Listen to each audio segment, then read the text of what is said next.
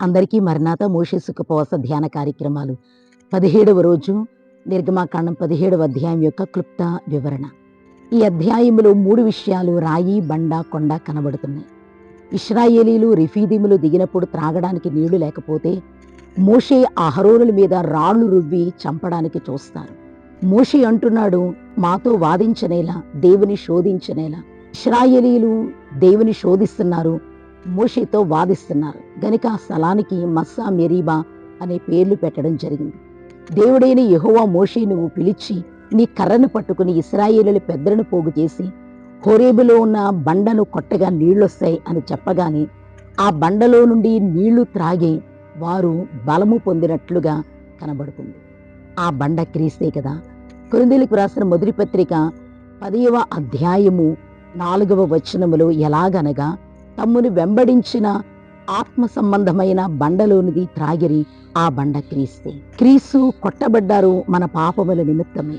క్రీస్తులో నుండి కారిన రక్తం మన పాపములను పరిహరించేది గనుక మనము జీవించగలం. ఆ బండలోని నీళ్లు త్రాగి బలము పొందిన ఇశ్రాయేలీయులు యుద్ధం చేయడానికి సిద్ధపడుతున్నారు. అమాలేకీయులు యుద్ధం చేయడానికి వారిని ఎదుర్కొన్నప్పుడు ప్రియులారా, ఇశ్రాయేలీయులతో దేవుడైన మోషేతో దేవుడైన యెహోవా మాట్లాడుతున్నారు. యెహోషువను సిద్ధపడమను. వెంటనే యెహోషువ కొందరిని పోగు చేసి యుద్ధానికి సిద్ధపడి వెళ్ళారు. మోషే గారు కొండెక్కారు, చేతుల పైకెత్తి ప్రార్థనలో ఉన్నారు, దైవ సన్నిధిలో ఉన్నారు. కొండ క్రింద యుద్ధం జరుగుతుంది. మోషే గారు చేతులు ఎత్తగా యుద్ధంలో వారు గెలుస్తున్నారు, చేతులు దించగానే యుద్ధంలో ఓడిపోతున్నారు.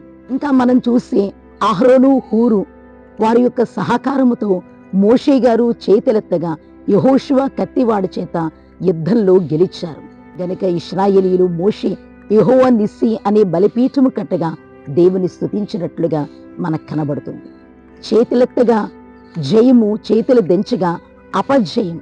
అంటే చేతులెత్తుట అనంటే ప్రార్థనే కదా.